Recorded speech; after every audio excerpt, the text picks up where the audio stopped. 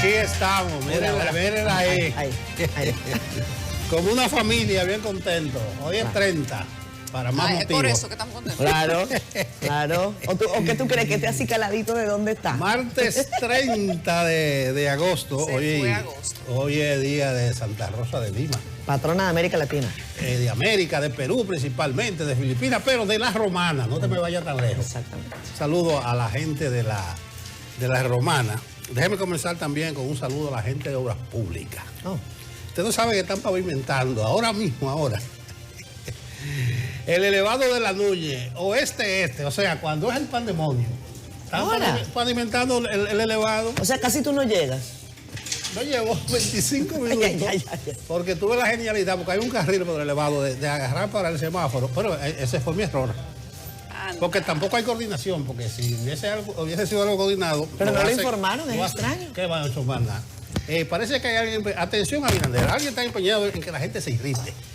Porque tú sabes lo que es entrar a la capital temprano, y eso que lo mío es las 6 de la mañana. No, claro, eso se va a Y ahí confluyen 6 carriles aproximadamente. Los 4 normales, uno adicional de este lado, y hay otro que se pone para viabilizar, se les roba al carril de la izquierda, sí, de allá para acá. Con uno. Entonces, ¿a quién se le antoja pavimentar a las 6 de la mañana? Ahí está ese tapón, ahí la gente echando peste. Saludo a Obras Públicas, saludo a DGC, porque si hubiese una coordinación con DGC, el semáforo se viabiliza abajo. Y un saludo a Hugo Vera. Ahí no ayuda DGC, no pueden pavimentar a la hora de más tráfico. Pero no, hay que decir que están tapando los hoyos en algunos lugares. No son muchos, pero parece que empezaron. Ustedes recuerdan que le habían puesto como 10 capas de asfalto a las calles, que la acera había quedado alta, que si usted doblaba un poquito y la goma se le iba para allá, probablemente el carro le quede de lado. Pero habían los hoyos esos de los invernales, de las alcantarillas, habían quedado entonces muy profundas, y cuando tu goma cae ahí... Es un hoyo gigante. Uno piensa en toda la familia de todo lo que trabaja. Uno se acuerda del mecánico y de lo que te van a costar los amortiguadores. Atención a lo que van a entrar a la capital, oeste, están pavimentando el elevado de la Núñez. Solamente hay un carril donde confluyen 5 y hasta 6 carriles. Oye, por cierto, ya que están hablando de obras públicas, y ya que tú estás diciendo la Romana, vamos a pedirle a alguien de Obras Públicas que venga y a lo mejor nos ayude a despejar dudas. No solamente esto que comenta Nelson, que claro que es necesario arreglar esos elevados, ni hablar de lo que pasa entre el de la Churchill viniendo hacia la Kennedy. Eso está hecho un desastre y ustedes lo saben. Pero claro que las 6 de la mañana no es el mejor horario para llevar adelante ese trabajo. Pero ¿qué ha ocurrido en la autopista Las Américas?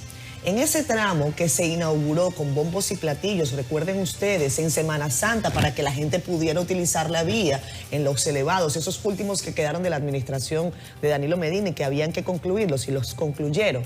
Pero todos los alrededores, que se suponía que ahí correspondía una ampliación, han quedado hechos un desastre. Ahí lo que hay es tierra, polvo, piedras. Eso es todos los alrededores del elevado de Boca Chica, de los 2 elevados de Boca Chica. Y yo digo que ¿qué pasó? Porque además ahí no hay ni una maquinita. Y cuando se llevan la maquinaria, ya ustedes saben, a menos que sea por tapar una emergencia, que después tengan que volver, pero de momento eso está ahí al garete. Bueno, vamos a ver si Yulisa comienza con una positiva. Dale, Yuli, dale. A uno no le gusta esto, pero que hay gente interesada en que uno se irrite. Yo creo que sí. Y hay mucha gente que va a llegar tarde a su trabajo. Exacto. Hay noticias positivas, como que el Ministerio de Educación y la ADP finalmente se han puesto de acuerdo. Uno no sabe por qué no se podían poner de acuerdo. Claro. Uno no entiende por qué la entrada a la escuela todos los años tiene que ser una especie de parto doloroso. Eso se supone que debería estar institucionalizado. Tal día se sale, tal día se entra, y que todo corra pues sobre ese carril, porque el año escolar no es como la temporada de huracanes, que tú no sabes cuándo llega o que tú no sabes cuándo viene el huracán mayor. No es así.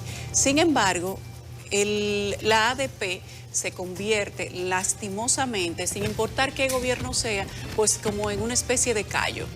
Pero se han puesto de acuerdo y van a empezar la clase. Oigan, qué noticia. Pero van oye, a empezar las espérate, clases. se pusieron de acuerdo, pero en parte, porque es en algunos lugares. O sea, no es en todo. Pero oigan, qué noticia. Esa noticia es como agridulce. Ellos se ponen de acuerdo, pero no completo. No completo. Va a empezar la clase, pero no en todas partes. La verdad es que no importa si le dedicamos el 50% del Producto Interno Bruto a la educación, mientras tengamos que lidiar con este tipo de cosas, con maestros que no quieren, con un sindicato que bombardea la educación, nosotros tal vez vamos a seguir teniendo los resultados que tenemos sin importar la cantidad de dinero que tengamos que invertir. Pero esa es una buena noticia. Bueno, y ya la gente no se acuerda del COVID. Ciertamente tuvimos una pequeña ola hace unos meses, ya sin duda que ha bajado, tenemos 100 y algo de contagios muy bajitos. Y la gente ya dijo que entre el mar, no me pongo mascarilla. Y en casa de los Medinas, yo creo que hoy el día amanece bonito y hay buenas noticias porque le cambiaron la medida de coerción a los pulpos. Y yo creo que eso sí es una buena noticia, ¿no? Depende para quién. Vamos a desmenuzarla en breve. Vamos a los titulares para entrarle a hablar eso con detallito. Vamos. Bueno, vamos a pasar balance a las portadas del Caribe y CDN. Ya Susan Castaños está lista para contarnos cómo amanece el país. Susan. Adelante. Los buenos días para ti, Yulisa, Catherine, Don Nelson y por supuesto para todos nuestros amigos y amigas de Despierta con CDN. Martes 30 de agosto. Entremos inmediato a los principales titulares de la portada del periódico de Casa El Caribe de este día. Iniciamos hablando de la economía dominicana que creció un 5.5% entre el periodo de enero a julio, según Héctor Valdés Albizu, quien dice que la expansión acumulada permite proyectar que la economía finalice este año con un incremento del PIB en torno a su potencial. En otra nota, El Caribe nos habla de los estudiantes de la Universidad Autónoma de Santo Domingo, quienes recibirán almuerzo y cena gratis. Los comedores económicos asumirán sin ningún tipo de costo adicional la distribución de los alimentos. En materia electoral, Alfredo Pacheco se compromete a celebrar la reforma electoral. El presidente de la Cámara Baja recibió al pleno de la Junta Central Electoral en el día de ayer y afirma que buscará un consenso entre el proyecto del Código Electoral y dos iniciativas en el Senado. Cerramos portada de El Caribe hablando de Bautista Rojas Gómez, quien afirma que la Fuerza del Pueblo tiene 1.200.000 afiliados. Pasamos rápidamente a la contraportada con informaciones del ámbito deportivo de Albert Pujols específicamente, quien cada día se acerca a los 700 jonrones. Jugando en su última serie en el Great American Ballpark, sacudió el cuadrangular 694 de su carrera durante la tercera entrada del choque de anoche en contra de los Rojos de Cincinnati.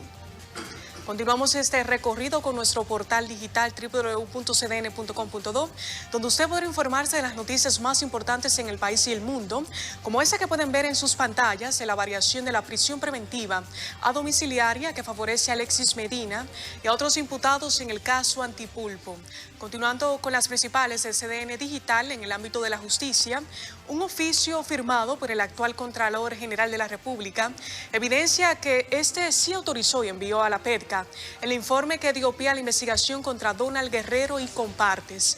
Cerramos en las principales de CDN Digital con el Acuario Nacional, que hoy vive una de las condiciones más críticas de todos sus tiempos, y es que tras 32 años de su fundación y siendo el único patronato de la diversidad marina en el país, está bajo condiciones de precariedad. Así que les invitamos a que visiten nuestro portal www.cdn.com.do, además de que adquiera la edición impresa del periódico El Caribe de este martes 30 de agosto para que esté enterado y enterada en todo momento. Ha sido todo de mi parte, retorno con ustedes. Feliz resto del día. Gracias, Susan. Jean Suriel estuvo de cumpleaños ayer, hoy no está por aquí. Cualquier coincidencia, similitud o parecido es pura coincidencia. Veo aquí en el informe de meteorología en su página que dice: durante el transcurso de este mes se espera una disminución de las lluvias, pero estamos a 30. ¿Cómo que en el transcurso de este mes? Bueno, hay que ver si hoy se acaban. Nos faltan 15 días todavía. No, 15 días no, nos faltan como 2 meses.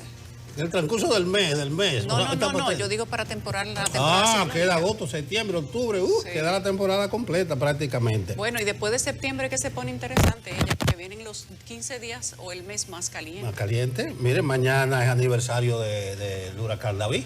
Sí. Yo lo decía, a finales de octubre, septiembre, es la temporada caliente, bastante caliente. Pero ni modo, dice meteorología, que habrá una disminución de las lluvias, algunos aguaceros puntuales en el interior para hoy martes.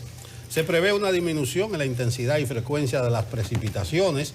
No obstante, la ligera humedad que permanecerá sobre el país se combinará con los efectos locales para que se presenten chubascos dispersos y pasajeros sobre poblados de las regiones noreste, sureste, la cordillera central y la zona fronteriza. Para mañana, miércoles, la vaguada estará en la porción central de Cuba, que en conjunto con los efectos locales de calentamiento diurno y orográfico darán lugar a que se produzcan nublados con aguaceros dispersos, tronadas y ráfagas de viento sobre distintas regiones del país. Pero lo fundamental del informe de hoy, martes 30, válido hasta el jueves a las 6 de la mañana, es la disminución de las lluvias, algunos aguaceros puntuales en el interior del país. Hasta aquí el informe del tiempo.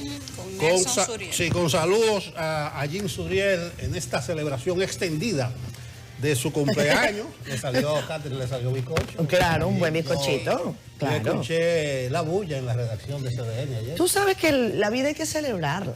Pero déjeme saludar también a Yanesia Pinal. Que estaba de cumpleaños también. Estaba de cumpleaños, Yanesi, la pequeña. También le salió bizcocho. Si es por bizcocho, aquí no se para. Esa bazooka de Twitter, y una verruga, unos globos. Exactamente. Eso está presupuestado. Ayer de cumpleaños. Mucha gente celebrando. De algo cuando dijiste vejiga. Ajá, los lechones y la cosa. Sí. La vejiga. La vejiga. Saludos a Yanesi. Saludos a Jen Suriel. Por ahí nos están haciendo señas, así como con los brazos, para ver si hubo baile, si hubo fiesta, si hubo celebración. Claro que sí. Jean, ¿cómo va el cumpleaños? ¿No hay un sancocho? Me dice, bueno, esta noche hay un chicharrón. Esta noche un chicharroncito. Mañana, ¿cómo fue que dijo Catherine? Mañana sí hay un sancocho, pasado mañana hay un asopado. Pasado también, y ¿sabe lo que me dijo? El fin de semana a lo mejor vamos, o sea, nos estamos tomando la demanda. Sí. Y arrancamos para casa de Lisette Estrella. Bueno. Lisette, mira, es una, ¿cómo dicen? Una dama que conoce del fino arte de eso, de atender a los demás. No, eso que mira, una dama. Sí, una dama. Una dama. Un abrazo para Lisette. Buena amiga, Lisette. Pedro Estrella sabe por qué. Es mi pana full, Lisette. Pedro. Mira, mi mamá también estaba de cumpleaños, así que no me la dejen fuera. Ay, doña Anabel, felicidades. Anabelita. Anabelita está por allá por Valencia. Un abrazo, mami. Miren, seguimos con los comentarios de ustedes en redes sociales. Los veo activos, haciendo muchos comentarios. Kelvin Torres. Ese cumpleaños de Kelvin, que Kelvin tenía como 15 días anunciándonos. Felicidades, Kelvin. Felicidades, que sean muchos años más, con salud y prosperidad. Mel Argüello, saludos cordiales, equipo. Rosario Rodríguez dice buenos días. Henry Piñeiro también, buenos días y bendiciones. Yulisa, está dando la impresión que tuvo sobre la entrevista que tuvo Ángel Lockwood. Roy Duro, dice Catherine Nelson, quiero invitarlos a comer chenchen con chivo. Oye. Yo comí chenchen con pollo el domingo. Pero tú no sabes cuándo. Yo creo que Roy Duro fue el que preguntó en estos días cuándo era el cumpleaños de Yulisa. Porque él dice, los invito a comer chenchen con chivo, pero el día del cumpleaños de Yulisa. Pues el año que viene. ¿Pero dónde? ¿En el sur? El año que viene me imagino que será. San Juan, en Las Matas, porque esos son los sitios. Mira, ahí está Belkis Mercado.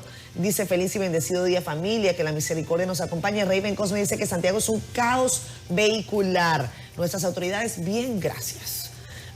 Comenta Giovanni Collado, ayer mandaron a su casa el caso Antipulpo, mañana le tocará el Medusa y luego están todos riéndose en la cara del pueblo. Rosario Rodríguez dice, por favor no dejen a los niños dominicanos sin escuela para dársela a los vecinos. El titular del Ministerio de Educación, anoté este dato por aquí, dice que se van a buscar locales para que ningún estudiante se quede sin inscribir. Mencionó que el país tiene más de 7.500 planteles, pero que las aulas son insuficientes. ¿En dónde está el meollo del problema? Dice el ministro de Educación, Ciudad Juan Bosch, en Sánchez Isabelita y la parte oeste de la capital. Allí son algunos de los lugares donde hay déficit de aulas. Sí, pero que nos digan más. Cuando habla de los vecinos se refiere No, ya se refiere a los haitianos, totalmente.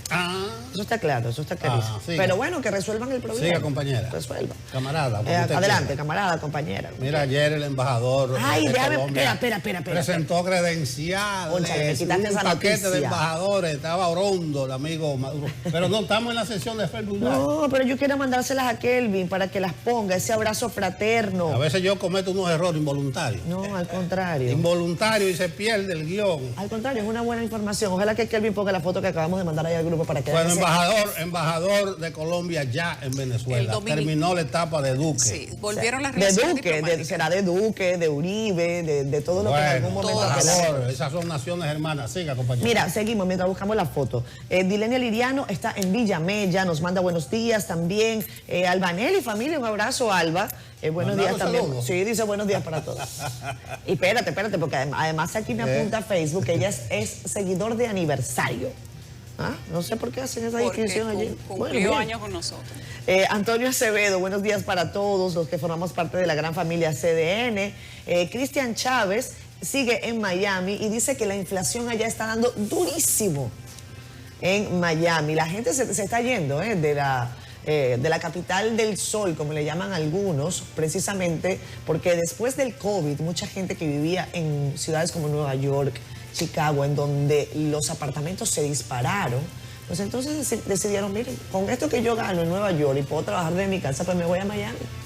Entonces ahí se ha vuelto un arroz con mango. Los neoyorquinos de Wall Street lidiando con los latinos de, tú sabes, de la calle 8 de Miami. Ya eso se va a convertir en algo muy interesante, lo van a ver. Ramón Severino Perayón, saludos al gran equipo de Despierta desde Toronto, Canadá. Carlos García dice felicidades para Alexis Medina y los demás imputados que salieron libres. Falta soltar a Jan Alain. Ustedes están hoy como Nostradamus. Audiencia Nostradamus hoy en Despierta con CDN. Miriam Borges con nosotros, Isabel Fernández, felicitaciones para Jean Suriel. Comenta aquí también Rubio Fernández, Leonel Sepúlveda, que dice que Yulisa es la mujer más bella del mundo mundial. Ay, gracias. Bájale algo. Ahí está. Bájale A ver, algo. Antonio Acevedo, ¿qué más? ¿Cómo que Ya. se llama el del piropo? Anda, se me fue. Se fue. Leonel Sepúlveda. Leonel. Sí. Está bien, Leonel. Vámonos a la pausa. ¿Tenemos la foto? Mira, ahí está el ¿La abrazo. foto de quién? Ah, del abrazo. El abrazo, un abrazo fraternal. Vuelven las relaciones Ahí está. diplomáticas, señores. Tú sabes que este embajador que se llama, me busqué el nombre del caballero, Armando Benedetti, fue jefe de campaña de Gustavo Petro, o sea que no es cualquier cosa. Sí, y no, no debía hacerlo, no debía hacerlo, es no. importante. Y léanse un artículo si pueden, porque no tenemos tiempo de comentarlo, un artículo que está en BBC Mundo, creo que son 5 razones por las que Colombia podría contribuir a la mejora económica de Venezuela. Está muy interesante. Yo creo que, bueno, el diálogo es parte de la vida, hay que esperar los pactos, cómo eso se va a desenvolver. Y yo creo que va a beneficiar sobre todo a la zona fronteriza, que ha sufrido muchísimo Son naciones de ese hermanas. cierre. Así es. Bueno, y tal vez se termine la persecución también, de la que hemos hablado muchas veces. Vamos a con la ver. gente que trata de protocolo. Pero sabes que Diosdado le dijo, mándame unos presos políticos de esos para acá. Y Gustavo Duque, No, que Gustavo veo Petro le dijo. a Maduro de blanco. Nunca tanto. Y ¿cómo es el apellido? Él estaba de Liqui Liqui, eso se llama, el traje se llama Liqui Liqui. Sí, pero de blanco. Blanco. Y vi que algunos embajadores indistintamente, parece que ya no se respeta estrictamente el protocolo. Ay, ya no se respeta nada, Nelson, vamos a la pausa. Que es de blanco. Ah, Mírenlo ahí, relaciones Colombia, Venezuela, eso hay que aplaudirlo. Allá Son no se naciones respeta nada. armadas. Claro que sí, claro que sí. Maduro feliz. Ojalá que- Latinoamérica es una sola. Ojalá que Maduro no le dé una puñalada trapera. Una a Petro, sola. Pronto. América Latina. No es ojalá que no le dé una puñalada. Veremos cuánto dura Maduro para darle la puñalada. No, que va. A lo mejor, Ustedes hasta, pero a lo a mejor ver, hasta con la propia espada de Bolívar. Vamos, ahí vamos, que estamos hablando estuvo mucho. Petro Yo no sé por qué tú pones ese Perú tema, estaba. ¿A qué tú todavía, me Petro. sacas el tema? Petro con un discurso latinoamericanista en Perú.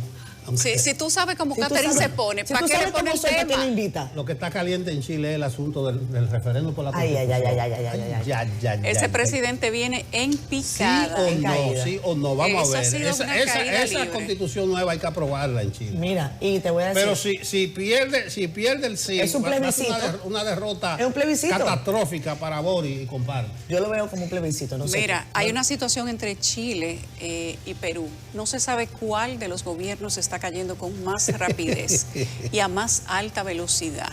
El caso del presidente de Perú también. Señores, a ese hombre lo han tratado de vacar 3 veces, de sacarlo de mala forma de la presidencia. Están alegando incapacidad para gobernar. Lo han alegado 3 veces. Ahora empezaron con el tema de la corrupción. Le quieren entrar en un expediente fiscal a la primera dama, oigan eso. Hay unos, digamos que unos casos, unos rumrunes que parece que van a ser violentos y ellos dicen que tienen pruebas, la Fiscalía de Perú, de que quien estaba detrás de esas operaciones era la primera dama de Perú con conocimiento del presidente. Mire. Y eso está apenas comenzando. Dominicanos, fíjense en esa realidad de Perú y de todos esos países. Ahí tiene justificación el oasis de que habló Abinader. Esa gente se está matando. En Perú no le dieron ni permiso al presidente para que fuera a la toma de posesión de Petro, ni lo dejaron salir. Nada. Pero como hoy es día de Santa Rosa de Lima, que es la patrona de los peruanos, y hay muchas actividades. Y de América Latina. Oremos por Perú. Oremos. Por Perú y por América Latina. Amén. No, por Perú nada más. ¿Por qué? Por todo, por todo. Es que Santa Rosa de Lima. No, es que ya por Venezuela nos cansamos de orar. Isabel Flores de Oliva, así que se llamaba ella. A Venezuela le hace falta como 10 vírgenes. Y donde ella trabajaba le decían Flores. Y se quedó así. Vámonos a la pausa. Una oración por los peruanos. Y mírense en ese espejo dominicano. De vuelta despierta con CDN, son las 7:26 de la mañana. Vamos a pasar balance de las informaciones más importantes de los hechos ocurridos en el interior del país. Tras denuncias por mal estado de escuela para sordomudos en Santiago, el Ministerio de Vivienda asumió su reparación. El centro no está apto para recibir a los más de 100 estudiantes que están matriculados. El diputado por Azua, Luis Vargas, se suma al reclamo de los pescadores de la playa Los Negros, quienes rechazan la instalación de una barcaza de generación de energía eléctrica en Pueblo Viejo. El director general de Migración, Venancio Alcántara, visitó la zona fronteriza por la zona de Dajabón, donde recorrió diversos puntos. Además, visitó la construcción del muro que levanta el gobierno dominicano en esa provincia. La Dirección Provincial de Salud Pública en Valverde confirmó que hasta el momento no se tiene registro de picaduras de la araña marrón. Humberto Adames, CDN. La cacatúa marrón, ¿me la vieron ahí? Sí, ahí apareció la cacatúa, ahí estaban los pueblos. Señores, hablábamos de la gente hablaba de cacatúa ayer en el tribunal. Que va a dormir tranquilo en su casa, lo del altipulpo. Pero hay que decir que por fin apareció un juez, por fin. Porque había Camacho que gritó como un niño.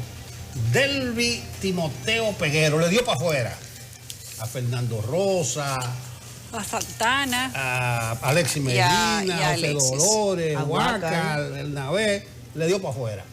Dice él que cambió la medida de coerción por garantía económica, aunque le van a poner su grillete para que no se vaya. Prisión domiciliaria. Sí, para su casa, aunque no se vayan muy lejos. Vamos a ver en detalle esta decisión del juez del 7º juzgado de la instrucción. La historia nos la tiene Francis Zavala.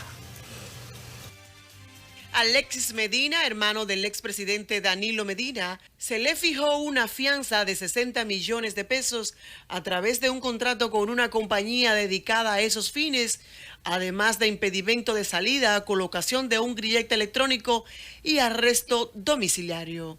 La presunción de inocencia opera ligada a la duración máxima del proceso, y la duración máxima del proceso hace tiempo que pasó. Presentaron acusación en diciembre. Después de la acusación, el Ministerio Público tuvo que necesariamente presentar varias incidencias que impidieron que la defensa tuviera a tiempo todas sus pruebas. Mientras que a Fernando Rosa le fue impuesta una garantía económica de 30 millones de pesos, impedimento de salida, colocación de un grillete electrónico y arresto domiciliario. Nosotros como defensa técnica de Fernando Rosa, estamos contentos con la decisión del juez hoy, por una sencilla razón, no porque varió la medida y puso una menos gravosa, sino porque está saliendo a la luz pública la verdad del proceso. En tanto que a José Dolores Santana se le fijó una garantía económica de 20 millones. La decisión tomada por el tribunal sobre el cese de la medida de coerción contiene un mensaje lamentable de que no se entiende el nivel de complejidad de estos procesos. Pareciera que se está asumiendo la lógica de que cualquier proceso que haya sido declarado complejo es igual, y eso no es así. Para variar la medida, el juez argumentó que pasó el tiempo de prisión preventiva y el Ministerio Público duró mucho para presentar la acusación. En el caso de la hermana del expresidente Danilo Medina, Magali Medina y Aquiles Christopher, les fue ratificada la prisión domiciliaria. Las últimas revisiones que conoció el tribunal ha procedido a mantener las medidas de coerción de arresto domiciliario tal como habían sido impuestas, acogiendo en este caso la solicitud planteada por el Ministerio Público. La sentencia de la variación de medida de 4 implicados en el caso Antipulpo será leída íntegramente el 26 de septiembre. En el Palacio de Ciudad Nueva, Francis Zavala, CDN. Bien, ahí veíamos el reporte de nuestra compañera Francis sobre lo que ocurrió ayer, el testimonio más bien la respuesta de las partes, de la Procuraduría Especializada de Persecución de la Corrupción Administrativa, también de los abogados de la defensa de los imputados que han resultado con esta variación de medida de coerción. Tenemos vía telefónica a Carlos Salcedo, abogado, jurista, quien ha tenido la cortesía de contestar una llamada tan temprano, para que nos dé versión extendida, en principio su lectura, no solamente de lo que implica para su cliente, doctor Salcedo, sino también en virtud de otros procesos que están en curso en la República Dominicana. Gracias por atendernos y muy buenos días.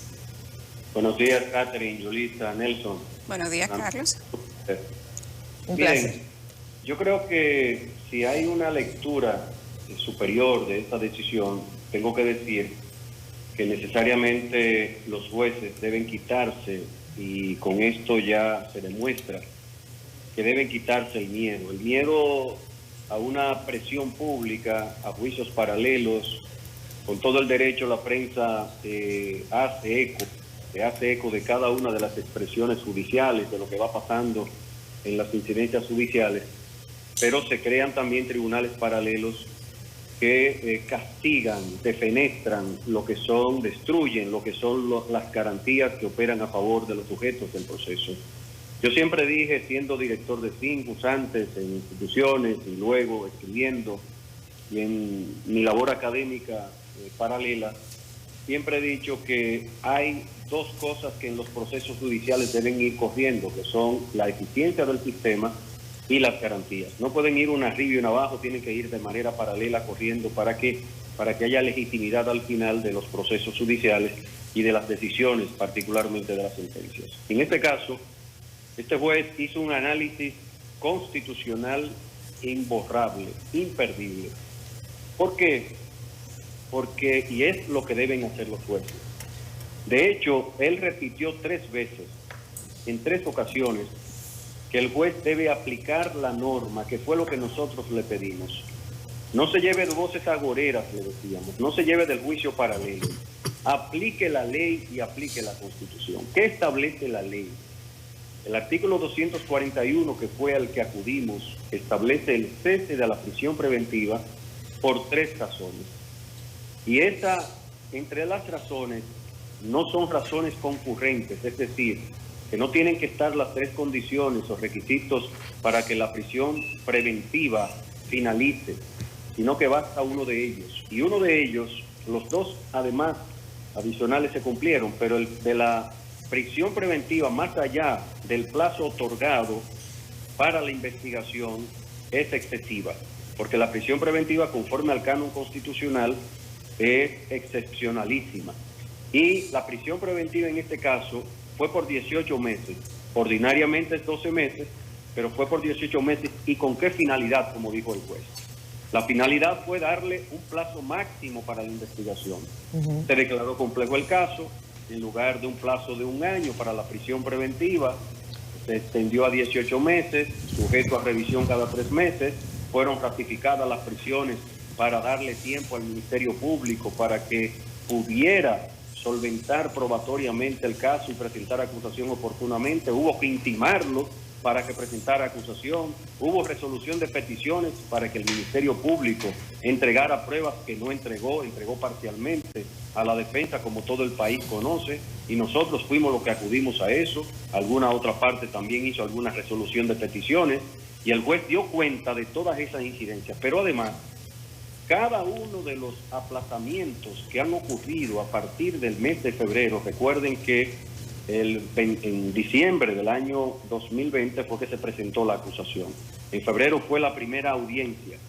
Y a partir de ahí, todas las incidencias, los aplazamientos, el juez dio cuenta, audiencia por audiencia, que todos los aplazamientos se debieron al Ministerio Público. Primero, a defecto de entrega de la prueba, insuficiencia de entrega de la prueba, pruebas defectuosas. Recuerden ustedes aquel disco de más de 5 terras que apenas recientemente fue entregado y que previamente no había sido habilitada una computadora para los imputados poderse preparar en sus medios de defensa. Y luego el Estado Dominicano, que posteriormente se incluyó como querellante, actor civil, pidió aplazamiento y reposición de plazos.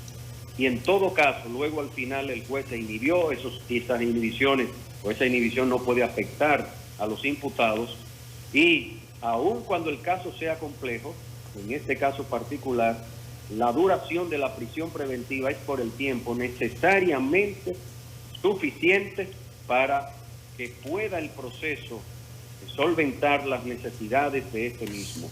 Y luego, si aplicando el principio de razonabilidad ya era irrazonable, el juez entendió que ya se dieron todos los plazos suficientes, que lo tuvieron de sobra, y que entonces ya era innecesaria la prisión preventiva y tenía que entonces pasarse al análisis de otras medidas de coerción que son también procedentes para cumplir en esta etapa del proceso los fines que pretende la justicia. Carlos. Y luego, un tema importante antes de que sigan ustedes, y es que el juez destacó lo mismo que argumentamos nosotros, que el juez está llamado, en virtud del objeto de la justicia, a aplicar el derecho, el ordenamiento jurídico y de manera particular el ordenamiento supremo, que es la Constitución y los instrumentos internacionales.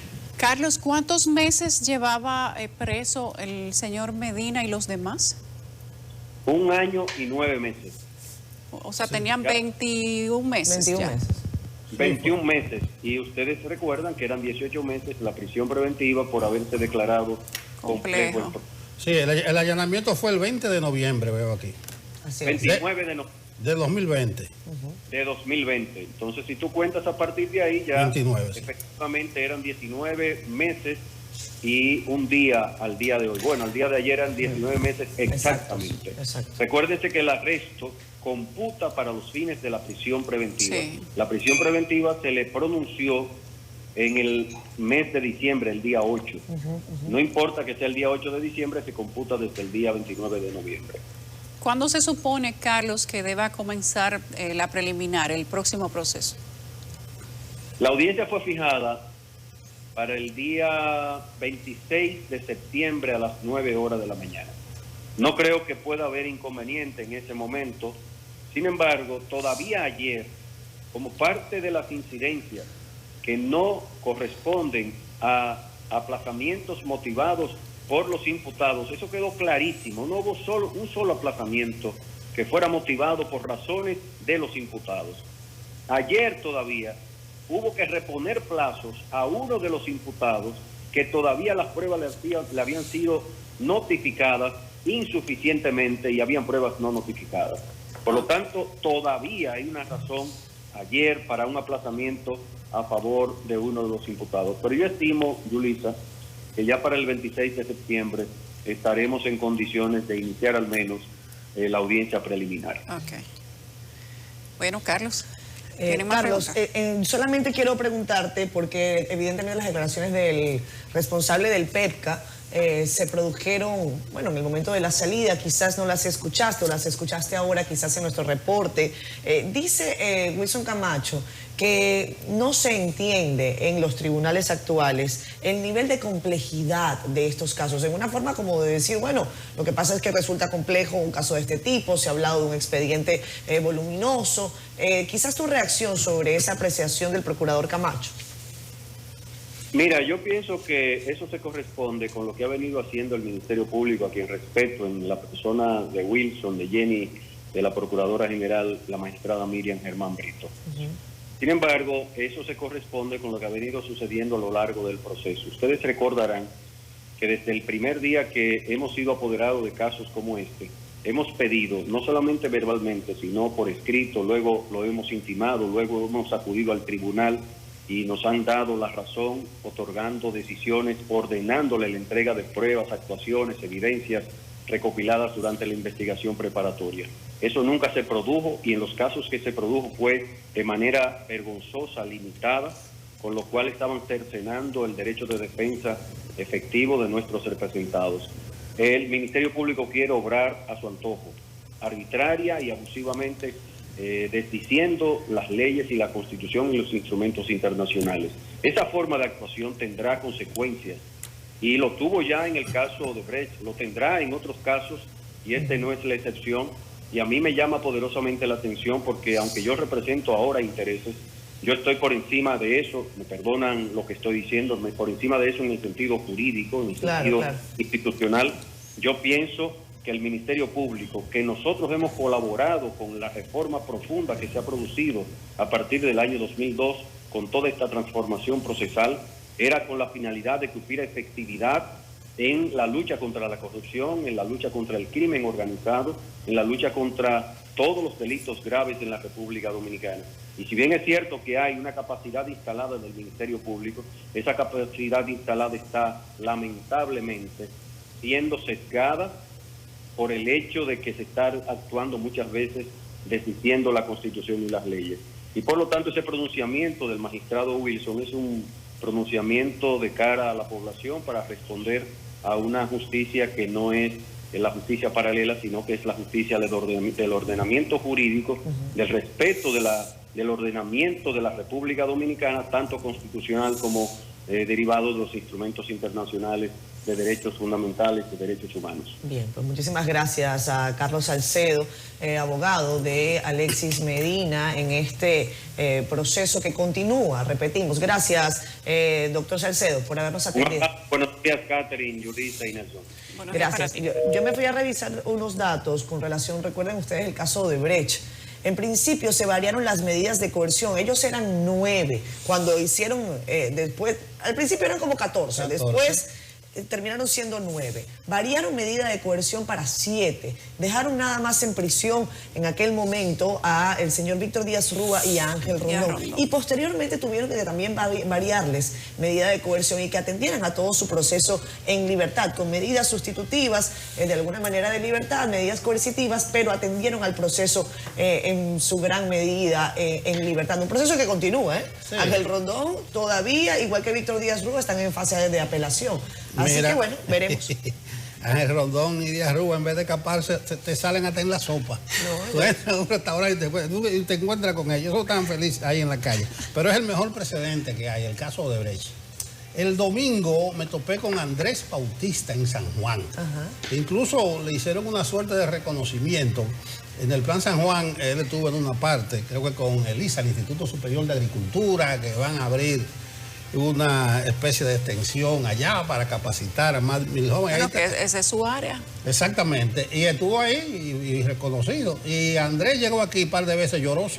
Sí. Con todo su folder en mano de lo que le habían hecho. Entonces, estaba también Félix Bautista ahí en primera línea. Y Félix Bautista anda con un no al lugar encima.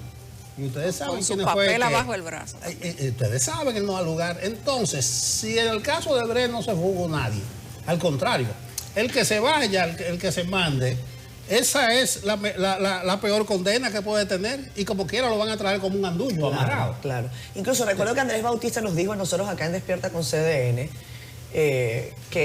Carlos Salcedo era el abogado de Andrés Bautista también en el caso de Brecht. Y Andrés Bautista decía que incluso le iba a someter a Jean Alain Rodríguez por el proceso al que le sometió, y que él, bueno, fue liberado de manera pura y simple. Entonces, incluso se lo preguntábamos, ustedes han pasado por todo esto y ahora lo declaran inocente.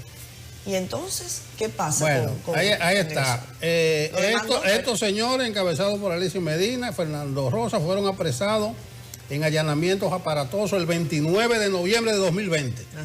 Ya tenían 19 meses y tanto ahí. Yo creo que pueden llevar el proceso bien desde su casa, con su grillete, con su medida. Bueno, uno de espera, coerción. uno espera que no, sea de yo esa creo que manera. sí. ¿Quién? Sí, que se vayan, ahí esa es la peor condena. Claro. Que se vayan. Mire dónde se fue Cano. Ajá. El jefe de gabinete, Jean Alain, allá está. Yo no sé por qué no llega en Madrid. Está en España. Está en España. Entonces yo bien, aunque no hay que saludar a un juez que dice que aplicó lo que dicen las leyes, pero por fin apareció un juez que no tiene miedo. Lo deben estar acabando hoy en las redes. Pero bien, ahí están en su casa. Que se fuguen, que esa va a ser la peor condena para Bueno, ellos. se supone que la decisión de los jueces debe ser lo más independiente posible y hay que respetar la decisión de un juez que se toma en base al buen derecho. Y él alegó en el tribunal todo lo que él consideraba y iba citando los artículos de por qué había que variar la prisión preventiva, que ya estaba, como ustedes escucharon a Carlos Salcedo, en 21 meses presos. Esto hay que computárselo de todos modos si llega a haber una condena. Y ustedes escucharon decir a su abogado que desde el día que se lo llevaron arrestado, pues ya él estaba preso porque no salió más nunca de ahí. Y de eso hace ya 1 año y 9 meses, él y los demás. Hay que decir que a las personas que estaban en arresto domiciliario les ratificaron el arresto domiciliario. O sea que no es tampoco que nadie va para la calle de una manera simple, sino que simplemente no, los que estaban presos no van a estar presos.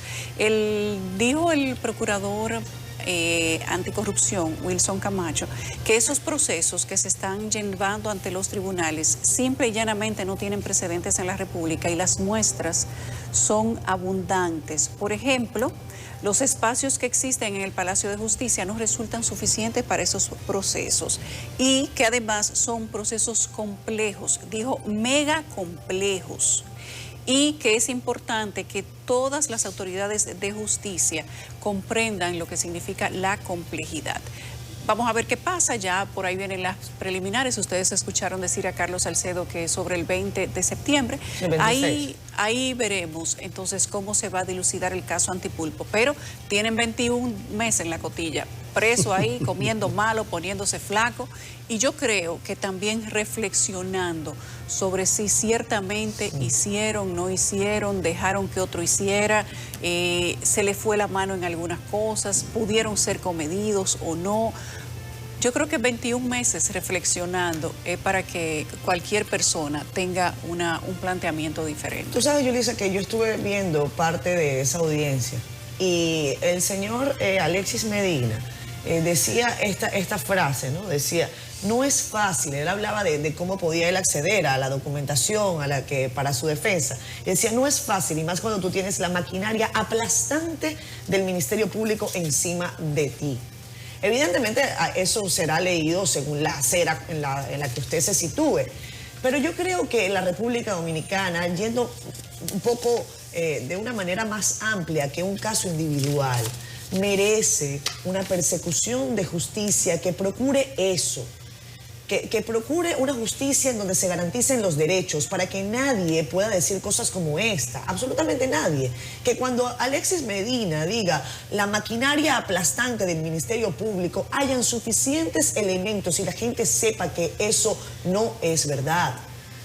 Pero cuando queda la duda, eso le hace un flaco servicio a la lucha por la justicia.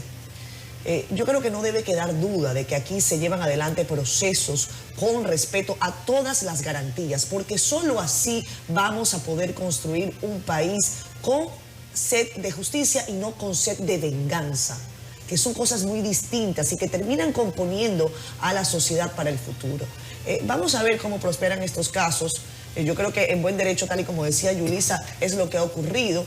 Lo que dice el juez hay que respetarlo y veremos cómo prospera en todo caso en los tribunales a partir de septiembre. Yo me voy a la pausa diciendo que le hace un daño grandísimo a la lucha contra la corrupción, contra la impunidad, por el adesentamiento de la vida pública cuando hay corruptos favoritos. La sociedad no gana. Y mencionamos el caso Odebrecht. Ganó la sociedad en ese caso, que era lo máximo, lo sumo. No, pero no ganó porque Jean Alain lo instrumentó mal desde el principio. Bueno, y pero no eso quería mismo, que se ganara. Por eso mismo, porque habían corruptos favoritos y cuidado se va a estar corriendo lo mismo y al final están todos en su casa. Bueno, y lo que dijo Andrés Bautista, que tú mencionabas hace un momento, eso le daba más fuerza todavía a que ese fue un expediente estructurado de una manera selectiva. Vamos a poner a este, porque como es de un partido de oposición, con eso le damos un tablazo a la oposición. No, y con eso se hacía Vamos prensa, a poner a Yulisa, fulano, con por eso se hacía supuesto. prensa. Por eso Se hablo de entretenía la opinión pública. Corrupto favorito. El circo, Jean Alain Rodríguez en Vamos aquel a darle momento había que dar una Además- respuesta. Recuerden, señores, América Latina estaba encendida por los casos Odebrecht. Sí. Y aquí había que dar una Pero respuesta. ojo, tranquilos, que yo creo que hay una segunda historia de Odebrecht 2.0. que no pasará Bueno, mucho que tiempo llegue, para que pero se mientras, conozca. mientras tanto quedó como una peliculita mala. La de Odebrecht, totalmente, muy totalmente. mala. Muy mala. Y por eso digo, la sociedad no gana en eso. Y si aquí ahora, además que se cree que corrupción nada más es robarse unos cuartos del Estado. Hay múltiples formas de corrupción en este país. Estamos rodeados. Corruptos y corruptos. Mira, decía, esta noche tenemos una entrevista con el señor Martin Robert, encargado comercial de la Embajada de Estados Unidos. Robert Véanla, Thomas. Él habla ampliamente sobre el tema de la corrupción en la República Dominicana, en América Latina y en Estados Unidos. Dice cosas interesantes. Préstenle atención a esa Qué entrevista. bueno. Qué bueno. A la pausa. Vámonos a la pausa. Regresamos a Despierta con CDN y recibimos a Juan Colón, quien es presidente de la Asociación de Editores y Distribuidores de Libros de Textos de la República Dominicana, a propósito de lo que les habíamos prometido de analizar por qué todos los años hay que cambiar los libros. Vía Zoom tenemos a Darwin Caraballo, que es director ejecutivo de Acción Empresarial para la Educación, EDUCA. Hoy hablamos de la periodicidad de los libros de textos. ¿Deben durar 4 años de vigencia? ¿Sí o no? Bienvenido, señor Colón, y bienvenido a Darwin por Zoom. Gracias. Muy buenos días. Un placer estar frente a este equipo acá prominente. Gracias a usted. Yo quiero iniciar con usted preguntándoles, ¿cuál fue el acuerdo que se dio entre las autoridades educativas hace unos años respecto de los libros de textos? Los padres se preguntan, pero si Colón vino en el mismo año, si 2 y 2 siguen siendo 4, si Moca sigue estando en el mismo lugar, ¿por qué los libros tienen que cambiar prácticamente todos los años? Sí, hasta el año 2007, la verdad es que era abierto, es decir, los libros podían durar 10 o 15 años. En el año 2007, el para entonces senador Domínguez Brito sometió un proyecto de ley que establecía esa periodicidad de los libros de texto por 4 años. Y desde entonces ha estado así. Lo que pasa es que hay una parte comercial que es la que daña incluso la periodicidad debería estar por encima de los 4 años. ¿Por qué? Porque el libro, los contenidos solo cambian cuando hay transformación curricular. Y para que tengamos idea, el primer plan decenal de educación se hizo en 1992-1993 y entonces se estableció una primera propuesta curricular que prácticamente viene a acogerse a nivel oficial, o por lo menos a nivel de libro de textos en el 2006. Y luego hay una segunda transformación curricular que se elaboró en el plan decenal de educación del 2008-2018 y a partir del 2013 es que propiamente se hace la transformación curricular, con tan mala noticia que es justamente el año pasado que se escogen los primeros libros de texto del nivel inicial y básico con esa transformación. ¿Qué es lo que ha venido pasando? Bueno, lamentablemente nuestras autoridades han permitido que se negocie con los libros de textos de manera burda. ¿En qué sentido? Bueno, es tal como tú señalabas, es la transformación curricular, es que establece cuáles son esos contenidos. Y esos contenidos no han cambiado o solo han cambiado cuando ha habido esa transformación curricular. ¿Por qué cada año?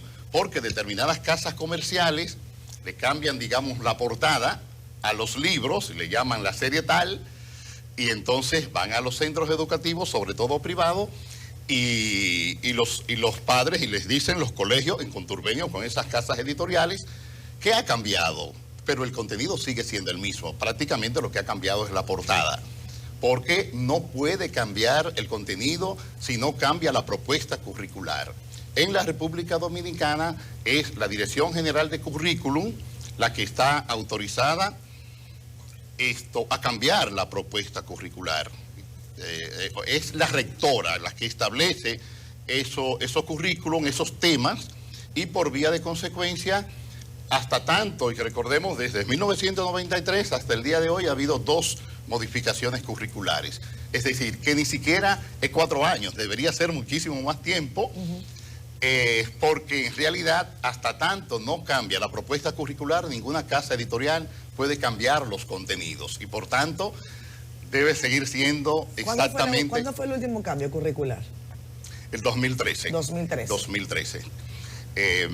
Desgraciadamente fue el año pasado, o sea, 2013, pero los libros siguieron desactualizados hasta el año pasado, que en el caso de inicial y básica se cambiaron los libros, y este año ya está en proceso los libros de media. Con la salvedad que incluso en el caso de los libros de media, todavía el Ministerio de Educación, el Consejo Nacional de Educación no se ha reunido para de modo oficial establecer la propuesta curricular del nivel medio. Darwin Caraballo está con nosotros vía Zoom. A él queremos consultarle sobre su opinión en este tema. Darwin, ustedes que están a fondo empleados en el tema de la educación, ¿pueden darnos su diagnóstico de qué es lo que ocurre con los libros de texto? ¿Por qué este afán de estar cambiándolos reiterativamente? Y en este otro caso que nos comenta el señor Colón, ¿por qué no terminan de actualizarse los libros que se han quedado también rezagados? Sí, buenos días para todos y para la teleaudiencia. Es un gusto siempre compartir con ustedes. En principio, algunas precisiones lo que dice el colega allí en piso, porque efectivamente el proceso de transformación curricular inició en el año 2013. Es un proceso dinámico, no acabó en ese año, como bien señala el propio colega. En lo que respecta al segundo ciclo de la educación media, todavía no se ha aprobado la nueva transformación curricular, que muda el currículo de contenidos a un currículo por competencias, y en ese sentido sí correspondía actualizar libros de texto y material complementario para contribuir a un mayor nivel de aprendizaje de los estudiantes. Como bien señala también el colega, los libros no se han actualizado desde entonces y por tanto no han cambiado todos los años. La propia normativa vigente para lo que es el currículum oficial de la educación pública y todos aquellos centros educativos privados que se acogen a esta propuesta curricular, es cada 4 años al menos la vigencia de esos materiales. Aquí la confusión puede estar dada porque hay centros educativos del nivel privado que además del currículum oficial tienen espacios curriculares complementarios, y para eso pueden tal vez solicitar material adicional que ya es independiente de la relación entre el estudiante, la familia y ese centro educativo. Tal vez la confusión venga por eso, pero en lo que respecta a la política educativa no ha habido cambios en los libros de texto en los últimos tiempos, y es hasta ahora, justamente hasta el año pasado, que se procesó ese llamado a licitación que se ha conocido, la incorporación de nuevas propuestas curriculares para determinar el contenido de los nuevos materiales de estudio. Colón, ustedes editan y distribuyen libros de texto. Así es. El ruido que hubo recientemente con los libros digitales, ¿ustedes tienen algo que ver o al respecto tienen algún punto de vista? Bueno, el libro digital es una realidad. O sea, estamos en una época, en una era totalmente digital, y por vía de consecuencia, desde la pandemia comenzamos ese proceso, y la verdad es que es una realidad que se impone. De todas formas, vamos a ver, se va a aplicar en el caso de media, por ejemplo, en el caso de inicial y básica, siguieron el libro físico, sobre todo en las asignaturas fundamentales, matemática, lenguas, sociales y naturales. casi debo corregir. La verdad es que hoy día en el sistema educativo ya no hay asignaturas básicas. Todo es, en la educación integral, todo es fundamental. En todo caso, en estas 4 asignaturas, el libro en el nivel básico es físico y en las demás asignaturas digital.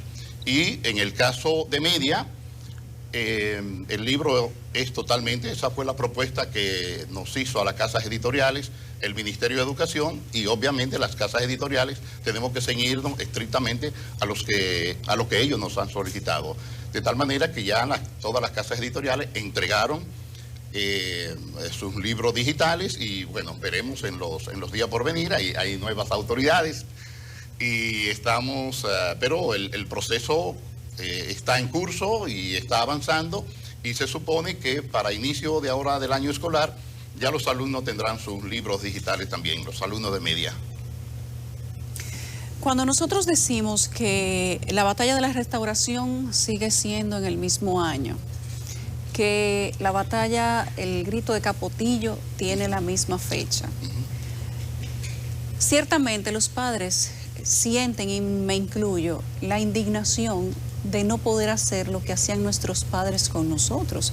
Los más pequeños estudiábamos algunos años con los libros de los mayores. Sin embargo, pareciera que ahora hay un interés marcado con la complicidad o con la inobservancia de las autoridades, de que todos los años los padres tengan que buscar un dinero, lo tengan o no lo tengan, para mandar los niños a la escuela. ¿De qué manera? ¿Quién tiene que hablar al respecto? Bueno, ya usted dijo que 4 años tienen de vigencia los textos. Uno no sabe qué cambia en 4 años, pero imaginemos que algunos libros podrían cambiar, que el álgebra se va a enseñar de otra manera, que el arte tiene nuevas cosas que incluir. Digamos que hay materias que podrían ser, pero ¿quién tiene que tomar el control de la situación para que se establezca algún tipo de orden en medio de este caos todos los años para la vuelta a la escuela?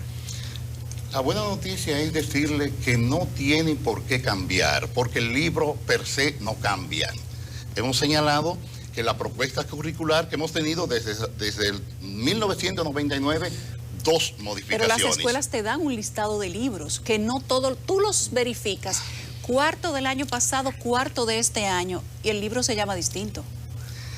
Sí, es una estrategia de algunas casas editoriales, pero el contenido sigue siendo exactamente el mismo. Entonces, un llamamiento a los centros educativos, a los colegios, para que no se presten a ese juego.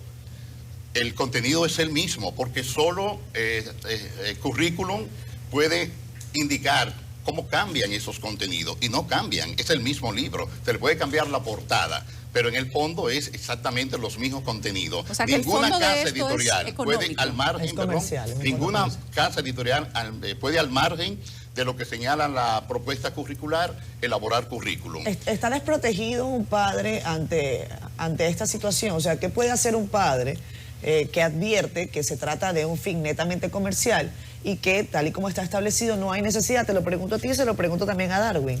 Empiezo con Darwin, que no ha intervenido. Adelante, Darwin.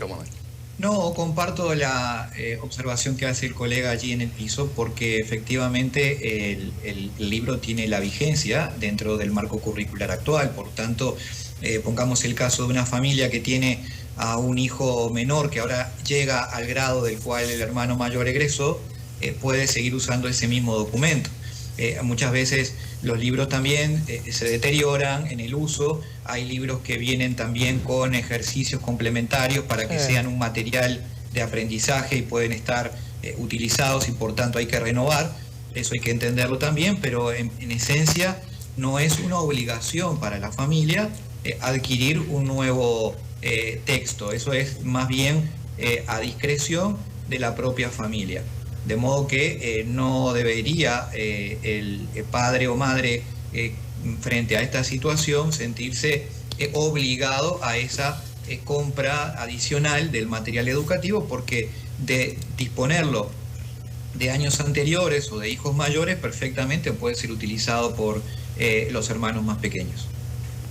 Darwin, quiero preguntarte también, en temprano hablábamos, esto es otro tema, pero vale la pena que ya que estás con nosotros conectado, nos dé esta opinión sobre la queja de algunos padres de que no encuentran cupo para sus niños en distintas escuelas del país. El ministro Ángel Hernández ha dicho, tras la reunión con la ADP, que van a buscar una suerte de alquiler de locales para poder ingresar a esos jóvenes o niños que no hayan podido hacerlo hasta ahora. ¿Qué es lo que está ocurriendo? ¿Cuál es el diagnóstico de Educa sobre la falta de cupo en el país a nivel general o de manera local, si lo tiene, ya pormenorizado? Mira, muy importante eso que estás preguntando, Catherine, porque primero, aunque parezca paradójico, esta situación se debe al éxito de la política educativa desarrollada por el actual gobierno durante la pandemia, que permitió retener a estudiantes en el sistema educativo frente a los pronósticos de salidas masivas de estudiantes y de aumentos en la deserción, como lo hicieron los organismos internacionales más prestigiosos de la región, y que además se constató en algunos países vecinos, países de la región, que efectivamente han experimentado deserción. Afortunadamente, los niveles de cobertura en la República Dominicana ya hoy están en índices pre-pandemia.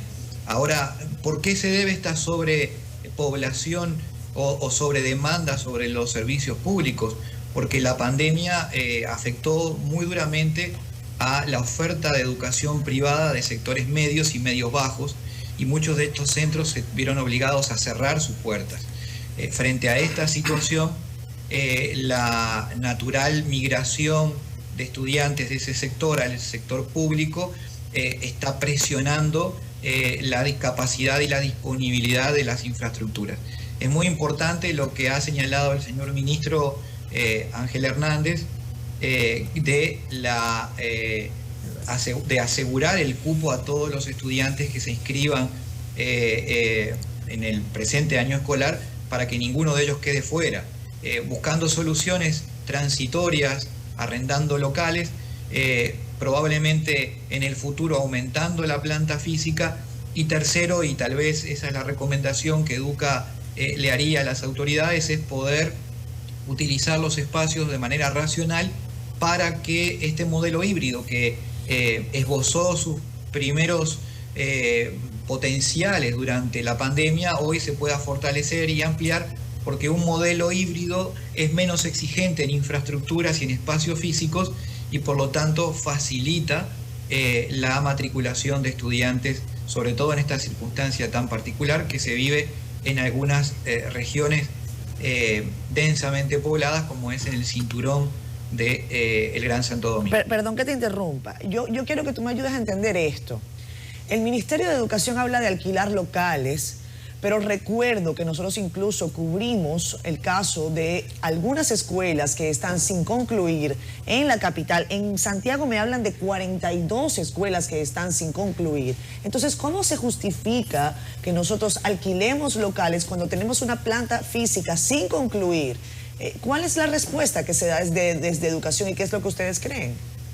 Mira, el problema fundamental está en que la educación es un servicio público que se ofrece en una base territorial, y los estudiantes, si bien se pueden trasladar a algunos kilómetros, no pueden trasladarse grandes distancias. Y muy probablemente esté ocurriendo que la presión de estas matrículas estén justamente en zonas donde o no estaban estas escuelas construidas, donde no hay espacios disponibles, mientras que lo hay sí probablemente, Catherine, en zonas más alejadas donde está la presión actual. Y esto se debe fundamentalmente porque esta demanda insatisfecha es producto de las consecuencias de la pandemia sobre la educación privada dirigida a sectores medios y medios bajos. Allí es donde se está generando esa situación. El arrendamiento de los espacios es necesario para poder garantizar el derecho de todos los niños y niñas a tener acceso a la educación. Sin duda que eso presiona además el presupuesto del ministerio, y por eso creemos que existe la posibilidad de recurrir a estrategias de racionalización, probablemente de utilizar mejor esos espacios que hay disponibles en algunos lugares, reubicando estudiantes, y por otra parte llevando a un nuevo estadio este concepto de la educación híbrida, porque allí probablemente en aquellos estudiantes que tengan las condiciones, tal vez en los grados más avanzados en su formación, puedan ir introduciendo espacios de aprendizaje híbridos que no necesariamente requieran de su presencia permanente en el centro educativo.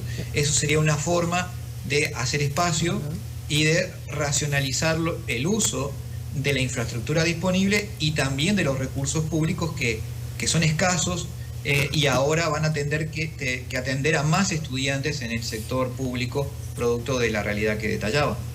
Colón, volvamos al aspecto comercial y a la distribución de la asociación que usted preside. Vamos a decirlo de una manera, ¿a quién ustedes abastecen? ¿Ustedes tienen gente en específica? ¿Hay algún vínculo con colegios? Porque los colegios cambian. Sí, sí. Y tienen. Sí, en el caso, ¿A quién ustedes distribuyen? ¿Cómo no? Nosotros básicamente trabajamos directamente le suplimos al gobierno, digamos. En el caso de las editoras nacionales, algunos de nuestros miembros naturalmente tienen revistas, tienen algunos artículos que lo llevan al sector privado. Pero esencialmente comercializamos y sobre todo en el caso ahora de Media, que como ya vemos son libros totalmente digital. Pero hay muchas empresas acá que se dedican a esa comercialización del libro a nivel privado y repetimos, es importante, muy importante que se sepa que no hay modificación de los libros ni siquiera cada 4 años. Del contenido. Ni siquiera, no hay modificación del contenido. Un poco si tú preguntabas por qué si la matemática no tiene grandes cambios, por qué si la guerra de la restauración. Bueno, en el caso de la educación todo cambia, en las sociedades son dinámicas. Y, por ejemplo, a partir de la transformación curricular de 2013, se está hablando de aprendizaje por competencia, donde se busca ya tener un alumno creativo. Antes, en la educación es nuestra, de nosotros dos, ustedes son muy jóvenes, era una educación donde el maestro era el que sabía todo y nosotros éramos una especie de solos receptores. Hoy día se busca pues que el alumno tenga un criterio crítico de las cosas, que elabore sus propios saberes. No, esa idea yo se la compro y la acepto y creo que está muy bien, pero eso no justifica que todos los años los padres tengan que buscar 10, 20 mil pesos para mandar un solo muchacho al colegio. No, eso no se justifica. Es que le decimos, eso no hay como me lo expliquen, eso no se justifica. No, es que no lo estoy justificando, o sea, te he dicho que hay una parte comercial que yo no sé por qué Proconsumidor no lo regula, yo no sé si la propia educación, el Ministerio de Educación, creo que no tiene sanciones para ese tipo de cosas, pero en el fondo se está jugando con el bolsillo, es verdad, de los dominicanos. Ahora, lo que estamos diciendo es los padres que les reclamen también a los centros educativos, pero es el mismo libro, los contenidos no han cambiado. Mire, la portada puede ser diferente. Solo la portada, pero el contenido es el mismo porque ninguna casa editorial está autorizada al margen de lo que establece los criterios del Ministerio de Educación en ese sentido. Y repetimos, ha habido 2 transformaciones desde 1992, por tanto, ni siquiera es cada 4 años. Un libro mantendrá vigencia tanto como dure la transformación curricular, el nuevo currículum. De tal manera que tenemos también que orientar en ese sentido. ¿Cada cuánto tiempo hay una transformación curricular? Se supone que cada 10 años, pero acá somos muy sui generis en las cosas. O sea, en el 2013 cambió la transformación curricular. Se supone que ese mismo año se debieron acoger nuevos libros de texto y fue solo el año pasado que comenzamos con los libros de inicial y básica. Todavía faltan los de media. Todavía los de media ni siquiera está aprobado oficialmente. El Consejo Nacional de Educación no se ha reunido todavía para acoger de modo definitivo la propuesta curricular de media. De tal manera que decimos un no periodo, pero son periodos que idealmente se establecen, pero desde 2013 a hoy, ¿cuántos años? 9 años, con un currículum sin libros, que es otro elemento terrible. O sea, hemos tenido el 4% de educación. En los informes de PISA, por ejemplo, siempre salimos nosotros en los últimos lugares. Pero ¿qué está pasando? Bueno, una escuela sin libros, uno de los insumos fundamentales en cualquier parte del mundo. Ahora si se habla de si digital o físico, eso no importa, o quizá importa, pero lo fundamental es que haya libros. El asunto es que no hemos tenido libros, entonces no sabemos cómo los alumnos y los maestros están dando esa clase. ¿Cómo lo hacen, Edwin? Y luego, qué barbaridad. O sea, ¿cómo vamos a salir de ese número que nos tiene PISA, ¿no? Claro. En la que salimos evaluados tan bueno, ese es el número que nos tenemos nosotros mismos, porque somos los que no pasamos la evaluación. Darwin, ¿cómo lo hacemos? Respondiendo a esa pregunta del señor Colón. No, primero una precisión, porque si no puede quedar la sensación que los anteriores ministerios, y hablo de todos los que han pasado desde la aprobación del 4%, no le hayan prestado atención a la incorporación del libro de texto, y eso sería, digamos, bastante injusto admitirlo. La incorporación de textos a la educación pública solo en este periodo actual de gobierno supera los 8 millones de ejemplares, según las informaciones rendida cuenta ante el Consejo Nacional de Educación. El libro de texto es muy necesario, es muy relevante, pero en un cambio de paradigma de educación por contenidos a educación por competencias, pierde un poco de protagonismo el libro de texto, porque el protagonismo lo tiene el docente profesional y el estudiante que obviamente adjunta a su proceso de formación sus cualidades para ir, digamos, definiendo cuáles son los contenidos que mejor le permiten adquirir la competencia que se trabaja. El libro de texto está asociado a una educación más por contenidos. Ahora bien, en los hechos se ha demostrado que, dadas las características del sistema educativo dominicano, este paradigma trabajado de esa forma no genera resultados, y por eso hay un retorno y una importancia al protagonismo del texto de trabajo permanente, guiado, para que tanto el educador como el estudiante puedan tener una secuencia en el proceso de aprendizaje. Pero la verdad es que es importante destacar que los libros han ocupado un espacio importante en la política educativa actual, que el hecho de ahora ir hacia el concepto de libros digitales es también una forma de optimizar la inversión que se hace en los dispositivos electrónicos, en virtud de que obviamente el libro digital es de un costo menor al libro impreso, sin tener en cuenta además el beneficio frente a los daños al medio ambiente. Así que yo creo que hay que eso ponerlo con ciertos límites. El material de trabajo ha llegado a las escuelas en su gran mayoría, por supuesto con las deficiencias a veces logísticas que sí no han permitido que estuviesen en todos los centros en tiempo y forma. Eso es algo que es endémico en el sistema y que se espera mejorar, entiendo, por parte de las autoridades actuales, según lo han comentado. Bueno, gracias. Muchas gracias. Darwin, mantente cerca, a mano, porque esa reunión de ayer de educación y la ADP me dio mala espina. A pesar de que hubo un comunicado de buena voluntad, me dio mala espina. Mantente cerca. Hay reinicio de año escolar, pero no en todas partes. Oigan eso, señores. Bueno, y nos quejamos de que sea para bien esa reunión entre el ministro y las autoridades del ADP, que además de iniciar el año escolar con menor carga de jornadas escolares de la historia, son 179 que se han aprobado, que ninguna se vaya a perder por conflictos sindicales. Yo creo que tanto el ministro como la propia ADP tienen que hacer en eso un esfuerzo para que los estudiantes puedan aprovechar un año escolar por demás complejo. Gracias a Darwin Caraballo, director ejecutivo de Educa, y gracias al señor Colón, que han estado con nosotros gentilmente para analizar si es necesario cambiar los libros de textos cada año. Gracias, señor Colón. A sus órdenes. Vamos a la pausa. A pesar del debate generado sobre el reporte o no de personas afectadas por la araña marrón en las provincias Valverde y Montecristi, el Colegio Médico Dominicano se unió a las voces parlantes que confirman la presencia de casos.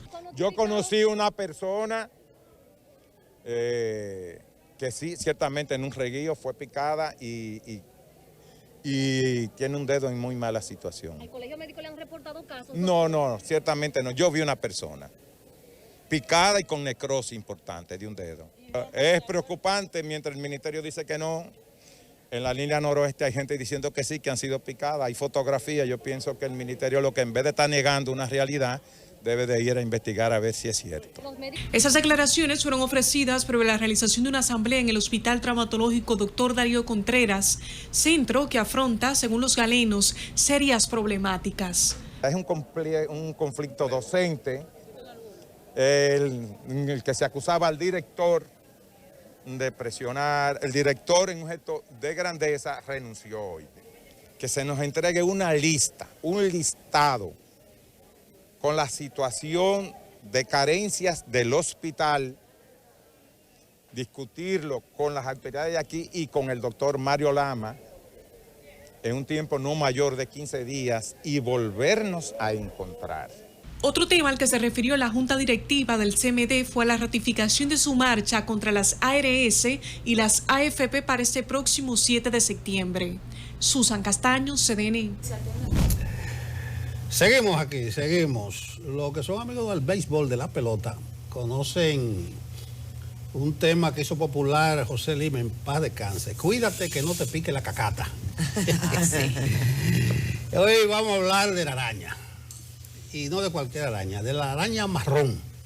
Ese tema está instalado, que la araña que ha picado gente por la línea noroeste, pero hay pocas informaciones, tanto de casos específicos como de la araña.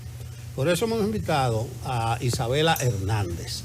Ella es la encargada de la División de Especies Exóticas Invasoras de la Dirección de Biodiversidad del Ministerio de Medio Ambiente. Ella es experta en la materia y con los buenos días, Isabela, ¿qué es lo que pasa con la araña marrón? Muy buenos días, muchas gracias por esta introducción y un placer estar aquí. Realmente el primer llamado sobre un caso parecido sobre esto lo tuvimos alrededor del 2017 y fue en la provincia de Montecristi. En ese caso, como ya han podido ver en numerosos editoriales, acudimos junto con expertos del Museo Nacional de Historia Natural en la búsqueda de la dichosa araña, porque se decía que era una araña y al igual que ahora se decía que era una araña marrón. Sin embargo, solamente una persona en ese caso pudo afirmar que vio la araña, pero no contaba con el espécimen y por lo tanto no se pudo confirmar. Ahora están reviviendo aparentemente un mix de los casos pasados con un caso actual, que es el del señor Juan Santana, que tenemos entendido que está en el municipio de Amina, Distrito Municipal de Amina, en Mao. Este señor sufrió una picadura mientras dormía, por lo tanto tampoco pudo confirmar si se trataba de un arácnido siquiera. Por lo tanto, nosotros desde el Ministerio de Medio Ambiente, desde la Dirección de Biodiversidad, queremos atender a la zona a confirmar si siquiera se trata de un arácnido, porque pueden ser numerosas especies que pudieron haber mordido o picado al señor Santana. Cada vez que ocurren o que se dan este tipo de noticias, nos preguntamos sobre la biodiversidad. Yo creo que tenemos múltiples lagunas educativas sobre cuáles son precisamente las arañas que están en el país, las que son letales, las que son venenosas. Existe un riesgo inminente de que una persona pueda ser picada o mordida más bien por una araña en República Dominicana y morir por eso. Bueno, exactamente. Eso es lo que hemos recalcado en muchos de los casos, porque se estaba afirmando que ya era una araña introducida y que se trataba de la reclusa. La araña reclusa marrón, que es la Loxosceles reclusa, su nombre científico, es de Norteamérica. De Kentucky. Esa es la que es de Kentucky. Bueno, es toda Norteamérica y llega hasta Panamá. Así, o sea que abarca también parte de Centroamérica, pero realmente no tenemos reporte de ninguna introducción de esta araña. Aquí en la isla, mejor dicho, y en el país que es donde nos encontramos, tenemos la presencia de 3 especies del mismo género, que es Loxosceles. Tenemos caribea, cubana y taíno, y las 3 tienen la misma capacidad en el veneno, porque tienen también moléculas citotóxicas que pueden inducir estos casos. Pero todo depende de cómo se encuentra el afectado, ¿verdad? Los daños colaterales que pueda tener, enfermedades de las que pueda sufrir, si es una persona mayor, si sufre de alergias. Pero normalmente, si se toman medidas a tiempo, se puede tratar el caso de manera ambulatoria. Pero no son letales las mordeduras de estas arañas. La más letal de estas arañas es una especie que está en Chile, que sí puede inducir a la muerte. La fatalidad tiene un porcentaje muy menor. Y otra cosa muy importante es que las arañas no son agresivas. Esto lo hemos dicho muchas veces. Por favor, no maten a las arañas, porque estas son más beneficiosas que lo que usted pueda creer que le están haciendo daño. Qué bueno que tú dices eso, porque desde pequeños nos enseñaban primero que en República Dominicana no había una diversidad de animales peligrosos como hay en otros países, en Centro y Suramérica, por ejemplo, en Australia, que ahí hasta los mosquitos son de este tamaño. Sí. En República Dominicana teníamos una biodiversidad hasta cierto punto amigable, pero si las arañas son negras, usted corre. Si la culebra no es verde, usted corre. O sea, desde pequeño nuestros padres y abuelos nos enseñaban cosas que eran quizás del aprendizaje popular, pero eso nos marcó en cómo cuidarnos. Ahora, nosotros nos dicen que hay una araña. Tú acabas de decir que es endémica de la República Dominicana, nativa. No es que se ha traído, y hay una persona que dice que fue mordida por esta araña y tiene un dedo necrosado, pero no hay seguridad de que haya sido eso. ¿De dónde sale la idea de que ha sido esta araña y cuánto tipo de araña venenosa tiene República Dominicana? Bueno, según tengo entendido, al señor Santana se le informó en el centro hospitalario al cual él acudió, ya que el médico tenía experiencia en mordeduras de araña. Es importante recalcar, ahora que usted dice que huyamos cuando veamos una araña, tenemos más de 420 especies de arañas nativas. Entonces, usted puede inferir que está rodeado de arañas. Sin duda. Así que vivir huyendo... ¿Cuántas? Más de 420. Así que podemos... Bueno, en la huir casa de las arañas, pero con realmente convivimos con ellas, y como les dije, son muy beneficiosas. Estas son depredadoras, ayudando al control de plagas, de numerosos insectos. También sirven de alimento para otros animales como las aves, los lagartos. Así que realmente ellas cumplen una función sumamente importante y han estado con nosotros a través de toda nuestra historia en la República Dominicana y en la isla.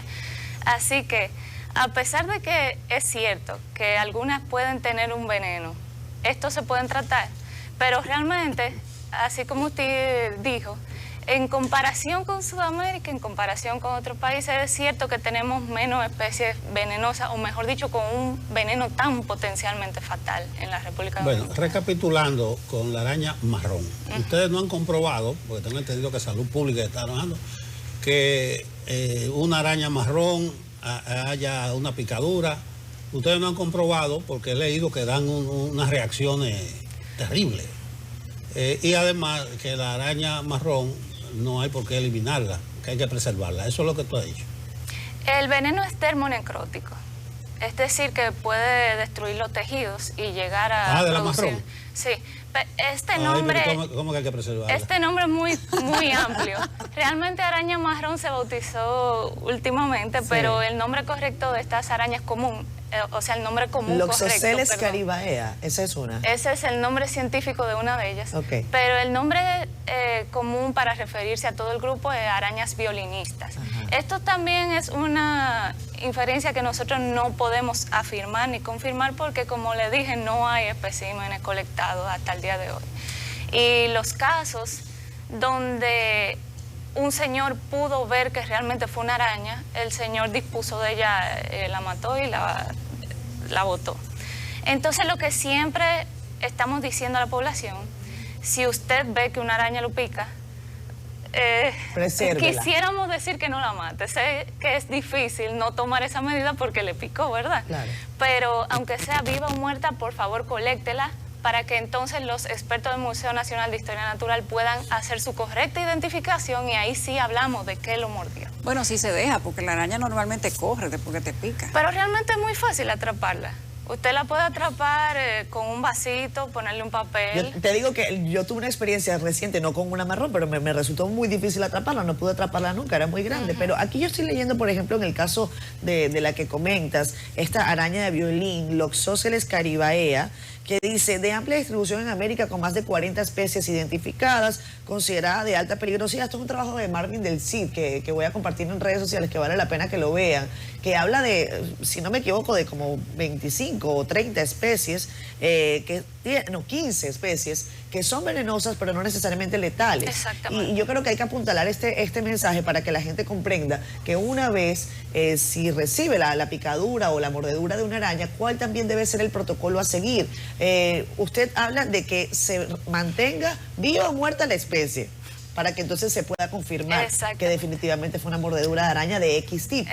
Acudir a un centro de salud, ¿en cuántas horas? ¿Qué es lo que debe hacer? Inmediatamente. Lo primero que tiene que hacer es acudir a atención médica. Sin embargo, por favor, no aplique ungüentos, no se automedique, no haga torniquetes, no oculte la mordedura o picadura, lo que sea, para que entonces sea más fácil identificar si realmente tiene una picadura y qué fue entonces lo que lo picó. Y como usted dice, es muy difícil, si son venenosas, entonces decirle a la población, por favor, presérvela.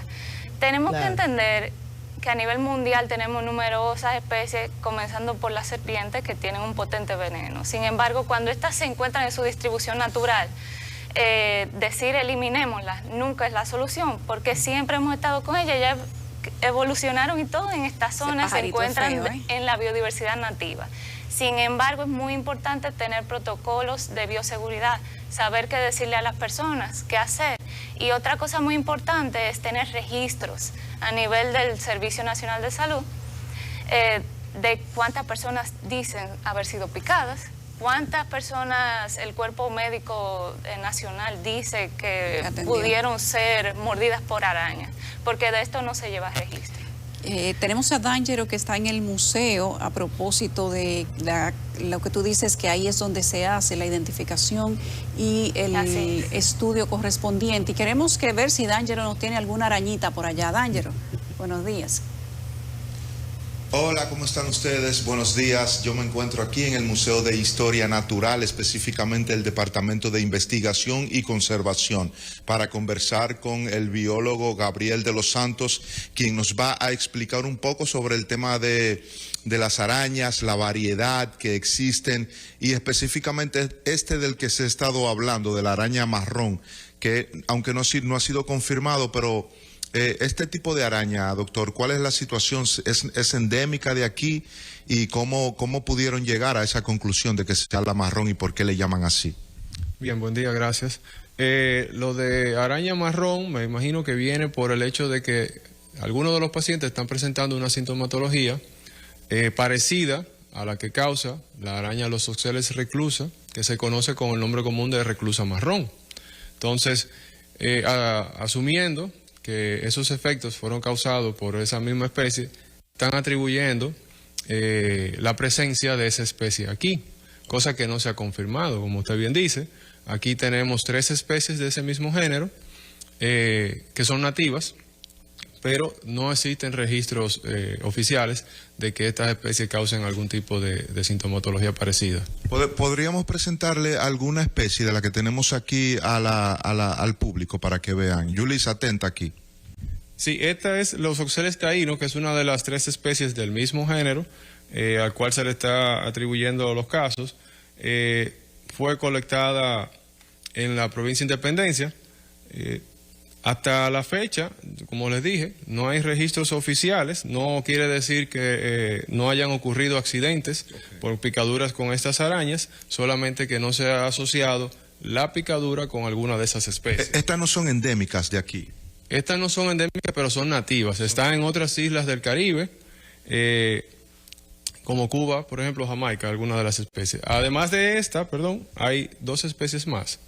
Tenemos otra especie aquí, doctor. De ese género ahora mismo no tengo ninguna otra de las especies a mano, pero ellas se distribuyen en casi todo el territorio natural, en ambientes secos y húmedos. Pero cuando hablamos de picadura de arañas y todo eso, también a veces pensamos automáticamente en estas arañas más grandes que son tarántulas, ¿cierto? ¿Cómo es la situación cuando se trata de especies así de mayor tamaño? En el caso, se puede generalizar, las arañas pican por accidente, ¿cierto? Ellas cuando se sienten amenazadas es cuando van a intentar defenderse y ahí es donde suceden los accidentes. Muchas veces suceden por la noche porque las arañas son animales nocturnos, ellas durante el día están escondidas, incluso algunas especies que construyen tela de araña se refugian detrás de alguna hojita y en la noche es que ellas salen a cazar o a esperar que caiga alguna presa en la seda.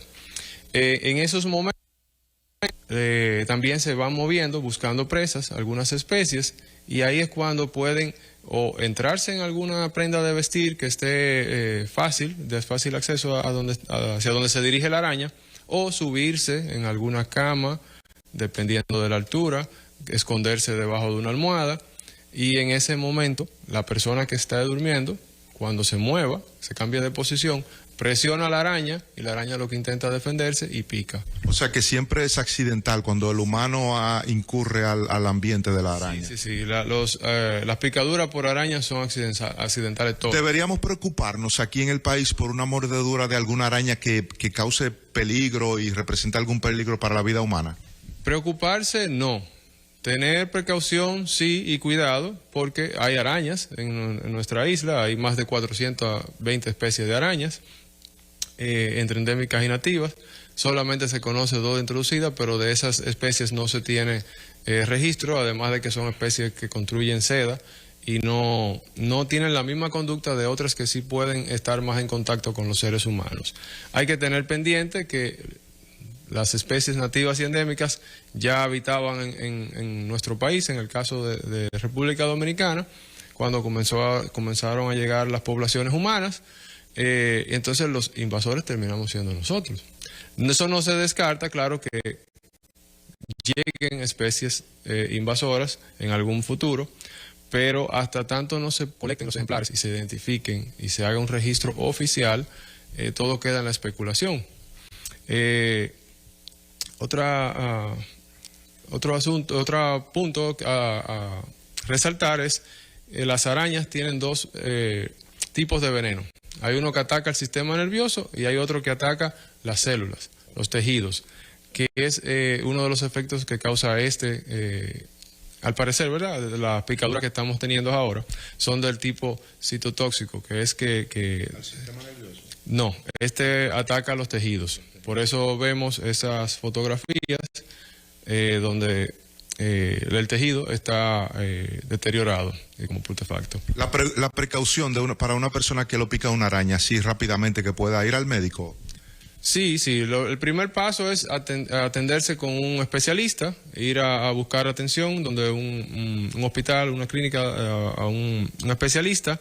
Pero es muy importante también intentar colectar el animal, sea una araña, sea un posible insecto u otro artrópodo, porque eso es lo que va a permitir saber qué animal fue que causó esa herida y de ahí también va a depender el diagnóstico y la medicación post. Específicamente esta área, ¿cómo se llama donde estamos aquí, doctor? Aquí estamos en el depósito de colecciones en húmedo. Es donde se guardan las colecciones, como su nombre lo dice, en húmedo.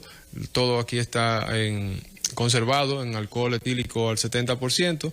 Hay otros 2 depósitos y actualmente la colección de arácnidos, arañas, escorpiones y otros grupos, contamos con más de 10.000 ejemplares. Muy bien, muchas gracias, doctor Gabriel de los Santos, biólogo. Aquí, como ya pudieron escuchar, las precauciones y medidas que debemos tomar en caso de que nos veamos envueltos en una situación como esta, con una picadura mordedura de alguna araña. Nada que preocuparse, vaya al médico y tome las previsiones del lugar. Por el momento es toda la información, así yo regreso con ustedes al set de noticias. D'Angelo no nos escucha porque es una pena. Oye el mensaje de D'Angelo, nada que preocuparse. Nada de qué preocuparse, pero es bueno que le preguntemos a Isabela. Isabela, ¿tú sabes el museo cuántos días está abierto a la semana, si las personas pueden acudir? Sí. No. Ah, nos escucha D'Angelo, qué bueno, D'Angelo, adelante. para que la gente pueda ir, que no sé, bueno, y me incluyo, educarnos sobre este particular, ver la biodiversidad que tenemos en el país y en virtud de esto, pues, avanzar, ¿no?, en el tema del conocimiento. ¿Qué días podemos ir? Bueno, la visita aquí al museo son de martes a domingo, pero hay que decir que específicamente al área donde nos encontramos no hay acceso para el público. Sí se realizan algunas visitas guiadas en ocasiones educativas, eso ya lo maneja la dirección del museo, pero si fuera para el público hay alguna exhibición de este tipo de arañas aquí, ¿verdad, doctor? Ahora mismo hay una exhibición con una tarántula viva que está en el 4º piso y se realizan mini charlas, eso es los miércoles de toda la semana, los miércoles. Mensualmente se va cambiando el tema, pero son mini charlas enfocadas a los visitantes, donde se sacan ejemplares de la colección y se comparte con el público sobre un tema específico, varía mensualmente y en varias de esas oportunidades hemos estado hablando sobre arácnidos. Muy bien, hace falta comunicación, información en torno a este tema para que la población, porque uno muchísimas veces ni siquiera se imagina que en nuestro país aquí contamos con todo este tipo de cosas tan interesantes, educativas y un sinnúmero de información que uno pues resulta muy interesante. Yo con la imagen de esta tarántula regreso con ustedes allá al estudio, muchachas. Ay, Dios mío. Trae todo menos veneno, ¿oíste? Mira, todo menos veneno. Dos cosas, Isabela. Decías tú que en el 17, en Montecristi, y estos casos, la línea noroeste, ¿es que en esa zona específico? Por allá se encuentra la Loxosceles cubana, por ejemplo, pero como dijo Gabriel, no hay ningún registro de picadores de ninguna de estas 3 especies que hemos mencionado. No hay registro. No hay registro, es decir, en ninguno de los casos se sabe con certeza que fue ninguna de estas 3 arañas que mencionamos. Ahora no es algo nuevo que las arañas piquen, ¿verdad?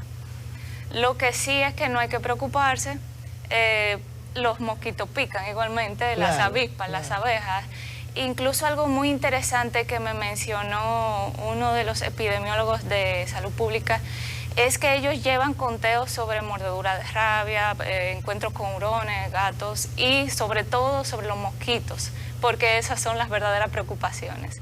Esto nos da una catapulta para comenzar a registrar, al menos que es lo que le mencionaba, los pacientes que indican que lo mordió un arácnido, pero no se puede inferir todavía que sea siquiera una araña lo que haya picado a ninguno de los afectados. Exacto. Gracias. Yo creo que ha sido muy provechosa la presencia. La araña marrón. Araña violinista. La violinista. Porque tiene un nombre romántico inclusive. Exactamente. Señores, no hay certeza de picadura, no se ha encontrado nada. Llévese de la ciencia y de los científicos. Exacto. No entren en pánico, pero si ustedes ven una araña, ya saben, hagan como yo le digo a los hijos míos, corra. Isabela, yo entiendo lo de exótico, lo de invasora, ¿cómo es el asunto? Exótica invasora quiere decir especies que no provienen de este territorio, por ejemplo, que son traídos de otros países, pero incluso pueden ser del mismo territorio, pero no de la misma zona. Exacto. Y entonces donde usted lo introduce, ellas proliferan aún más que las especies que ya se encontraban ahí, causando daños o desequilibrio en los ecosistemas. Bueno. De eso se trata, exótico invasor. Exótico invasor. Gracias a Isabela Hernández, encargada de la división de especies exóticas invasoras de la Dirección de Biodiversidad y Medio Ambiente. Gracias, Isabela. Gracias a ustedes.